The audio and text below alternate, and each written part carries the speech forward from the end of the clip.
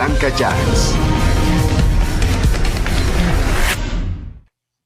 A ver, vamos a empezar desde el principio. A ver, ayer, ¿qué pasó en Estados Unidos y qué pasó en México, Paul? Bueno, tenemos una helada atípica en Estados Unidos. Es algo, otra vez, de esas probabilidades que pasan una cada 30 años. Desafortunadamente, para tener un sistema de planeación de riesgos, siempre hay que considerar estas eventualidades. Sin embargo, pues no habíamos visto una nevada de esta magnitud. Además, cae en un día que hay puente largo en Estados Unidos. ¿Por qué? Porque ayer fue un día inhábil.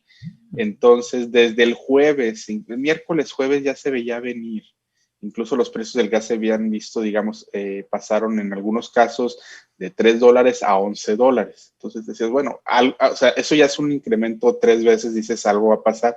Lo que pasó el viernes es que el precio del gas para sábado, domingo y lunes fue en algunos casos de casi $150 por millón de BTU, cuando estás hablando de que normalmente estaba en 3 o $2 el millón de BTU, que es la unidad de medida del gas.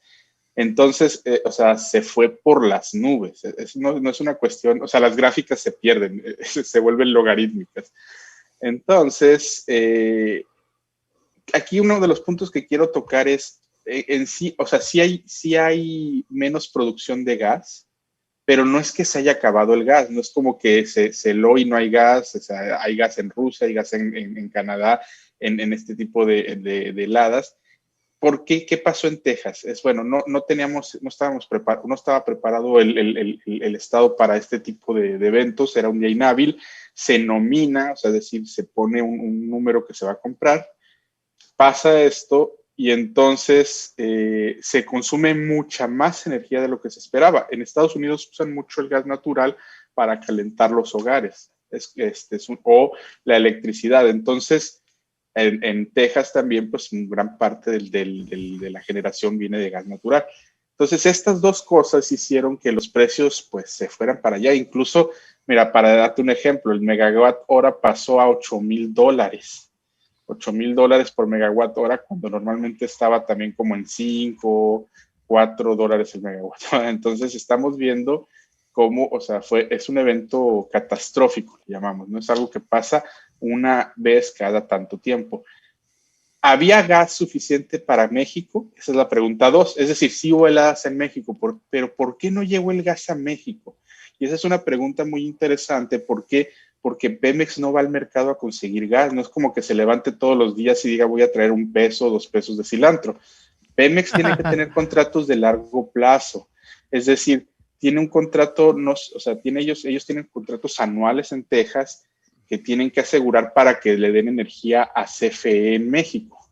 Entonces, ¿por qué no llegó ese gas? Esa es una de las preguntas. A ver, si CFE Energía, que es la filial de CFE en Estados Unidos, tenía estos compromisos de compra, ¿por qué no llegó el gas a México? No es una cuestión, o sea, insisto, no es que no había gas. Ahora, aquí hay una teoría especulativa que está rondando en el sector, que es, ¿y si CFE Energía, la filial de Estados Unidos, tenía el incentivo de vender a precios de escasez el gas en Estados Unidos? O sea, que especuló. Podría ser, no lo sabemos, pero aquí es uno de los aprendizajes de esta semana para mí es, nos concentramos tanto en vamos a regular a Pemex en gas natural, que nunca nos hemos dado cuenta de que CFE no es transparente en cuanto a flujos, precios y compras de gas natural. Tú no tienes una estadística de cuánto cuesta el gas natural para CFE. O sea, o sea, la compra que hace CFE del gas que necesita, la compra a través de una filial que está en Estados Unidos, que se llama Así es. CFE Energía. Exactamente. Digamos, es su ventanilla en la Unión Americana. Así es, como PMI para Pemex. Ok, entonces ellos compran gas. Así es. Okay. Es cierto que se congelaron los ductos, presentaron anomalías por las temperaturas y que no pudo fluir el gas. ¿Eso es correcto? ¿Se debe de creer esa explicación? Mira, podría ser, pero no es la explicación. Y otra vez estamos cayendo, si te fijas, en el mismo modus operandi que hemos visto desde hace un par de años. Es decir, se cayó la luz, es culpa de un matorral que se está quemando. Y esa es la explicación de un problema sistémico de gran calado. Otra vez, no hay gas en un montón de ductos, es que se congelaron todos los ductos. Eso es lo que te digo que no es posible. Es decir, no puedes hacer una explicación de que todo pasó para que no haya gas en México. Y te voy a dar un ejemplo de por qué necesariamente no es el caso. Porque muchas de las plantas privadas sí tuvieron gas. Las plantas de autoabasto y las de producción independiente. O sea, De ellos hecho, no tuvieron problema. El comunicado del SENACE es muy claro y dice, no va a haber suficiente gas porque las empresas productivas del Estado decidieron que no van a poder conseguirlo, básicamente. Entonces, ¿quién es el que compra el gas para las empresas productivas del Estado? CFE Energía, la filial. Y entonces la pregunta que nos estamos haciendo es, o no tenía, o no se lo vendieron, o se invocó una cláusula de fuerza mayor. No sabemos qué pasó, ese es el gran punto de fondo, pero el caso es, hay un incentivo. Tenemos un incentivo a, pues mejor vendo el gas que está normalmente, que yo compré en $2, en 150, pues creo que hicimos un muy buen margen de venta. Y se lo vendió a, pues a quien se lo pues compró. A otros, porque en Texas se volvió muy caro y muy demandado a la gente que ya tenía asegurados sus bloques de gas. O sea, aprovecho para sanear un poco mis cuentas, ¿no? Y entonces, Bueno, pues aguanten tantito, un apagoncito ahí. Exacto, por un par de horas de apagón, pues, y un poquito de frío, pues CFE Energía pudo haber hecho un gran, buen negocio. Negocio para las finanzas de la filial. Esas finalmente, a falta de datos específicos, pues se tiene uno que especular o dar al menos cabida a esa probabilidad. Ahora dime, ¿qué nos está señalando el caso de ayer de los apagones? ¿Qué áreas de oportunidad nos destaca? Pues mira, y nada más para cerrar el tema de la especulación. Sí. ¿Y por qué estamos especulando? ¿Por qué estamos poniendo este tema en la mesa? Porque, insisto, CFE tiene contratos de largo plazo. El 60% de la generación del país es de gas natural. O sea, no es como que un día me quedé sin gas y no supe cuánto pedir. O sea, esto no es común.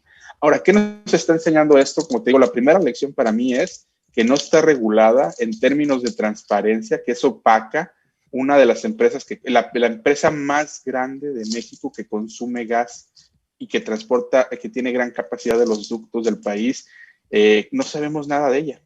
No sabemos qué hace, cómo lo hace, cuándo compra, y eso creo que es un tema ya incluso hasta de seguridad energética nacional, saber cuánto está nominando diariamente CFE Energía, cómo lo compra y en dónde. Quizá los precios no, quizá a quién tampoco, pero sí cómo lo está comprando, cuánta capacidad tienen los ductos y cómo llega. Esa es la primera.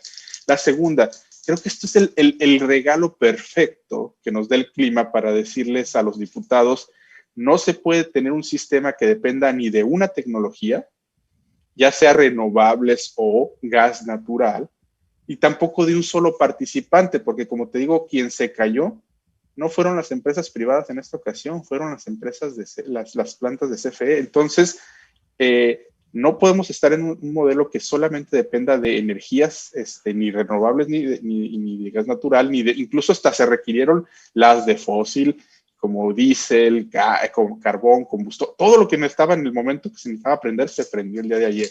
Y otra cosa bien importante, las hidroeléctricas salieron a darle gran estabilidad al sistema. Entonces, imagínate, si estamos tirando la eléctrica, despachándola todo el día, no hubiéramos tenido energía suficiente para darle a todo el país en este caso de eventualidad. ¿Se van a presentar nuevos apagones? ¿Es posible? Yo esperaría de primera en inicio que, bueno, de entrada vamos a tener 2 días o 3 días más complicados, al menos de aquí al viernes va a seguir la etapa de frío en Texas. Yo esperaría que esto no fuera común, que volviéramos a recibir gas. Y si volvemos a recibir gas, entonces entenderemos, como te digo, que lo de ayer, pues más que un efecto de causas de fuerza mayor, fue un efecto de pues, venta a precios de escasez. Pues sí. No debería. La verdad es que el sistema no debería tener este tipo de problemas porque, como te digo, 60% de la energía del país depende de gas natural del norte y gran parte de este gas ya lo tienes asegurado. A ver, dime, ahora, este ejemplo, ¿qué le enseña a la iniciativa preferente que envía el gobierno al Congreso para dar preferencia a la CFE por sobre otras tecnologías que participan en el mercado? Pues número uno, que necesitamos tener un esquema un esquema de despacho Uno que permita que las energías hidroeléctricas sirvan de estabilidad, porque ayer nos enseñó que esto que pasó puede en las energías hidroeléctricas mantener la estabilidad cuando se cae el gas natural. Número dos, que debemos de tener, que la seguridad realmente no está en cuántas renovables hay, más bien en cuánta energía también o qué tan seguro es el abasto de gas. Y número tres, que tenemos que seguir avanzando en el tema de almacenamiento, porque el tema de almacenamiento no lo hemos vuelto a tocar, y no me refiero al de gas, que también es importante, me refiero al eléctrico, que se paró en la CRE. Entonces creo que el mensaje es, otra vez, y es un mensaje a CFE, a los diputados, nos han dicho que todo es culpa de todos los demás. Creo que es momento de tomar en cuenta la responsabilidad que tiene la empresa más grande del Estado y decir cuáles son las áreas de oportunidad que debe enfrentar, y esa es, pues, permitir cooperación con los demás. Perdona que sea yo tan bruto, pero bueno, se puede almacenar gasolina. Las reservas para gasolina en México no exceden los 2 días, ¿verdad? Para la Ciudad de México tenemos una reserva más o menos de 2, 3 días. Se está trabajando en incrementarse hasta 5. En general, el promedio en algunas zonas es hasta 5 días. Pero fíjate, creo que le tocaste el clavo y creo que fue la pregunta que hicimos el día que nos conocimos. La verdad es, lo más crítico en México nunca han sido las gasolinas. Siempre ha sido el gas natural. Creo que si queremos estar haciendo una gran, super, mega obra, no debería ser una refinería, debería ser cómo almacenar gas o cómo extraer un poco más de gas. Oye, ahora, gasolinas, ¿se almacena el gas también? Sí, el gas se puede almacenar en cavernas, se puede almacenar en ductos, se puede almacenar en complejos, digamos, terminales, digamos, de almacenamiento. ¿Y tenemos reservas de eso?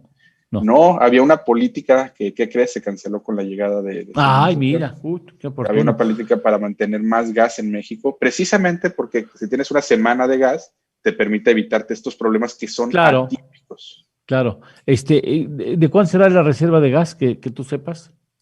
¿Ahorita actualmente? No tenemos una. A ojo por ciento, ¿no? ¿No tenemos? O sea, no tenemos. O sea, tenemos quizá, pues por eso tenemos este problema, tenemos quizá 1 hora, 2 horas de gas, pero no tenemos días. Y se estaba planeando, CENER, Senagas, Senagas y CNH estaban trabajando en una propuesta para tener más almacenamiento, y esta pues se detuvo. A la luz de estas experiencias que podrían llegar a repetirse, es absurdo pensar en una reforma que privilegie solamente a uno de los jugadores en el mercado eléctrico, como es el caso, o sería el caso de la CFE. Sin duda. O sea, lo que pasó creo que tengo que dejarlo muy claro. Esta eventualidad ahora sí fue causa de CFE, de las plantas de CFE, de las nominaciones de gas de CFE y digamos, de plantas estables, que se supone que son las que no deben de caerse. Entonces, la pregunta del millón es, ¿por qué vamos a mantener una iniciativa que nos está debilitando como país en lugar de fortalecernos? Bien, estaremos en contacto, Paul, como colaborador que eres de nosotros. Muchísimas gracias por explicarnos con manzanitas este asunto, y yo creo que lamentablemente por el hecho que tendremos que atender nuevos problemas, pero con el privilegio de saber que tenemos a alguien que nos respalda y que nos da la orientación necesaria en cuestiones que son fundamentales en el país. Muchas gracias, Paul. Eduardo, Montserrat, muchas gracias, al auditorio también. Muchísimas gracias. Javier Tello, también un especialista en cuestiones de vacunación, en cuestiones estratégicas de un asunto que México está comenzando apenas. Muchas gracias, Javier. Nada más planteo una pregunta, ya que estás ahí en la sala.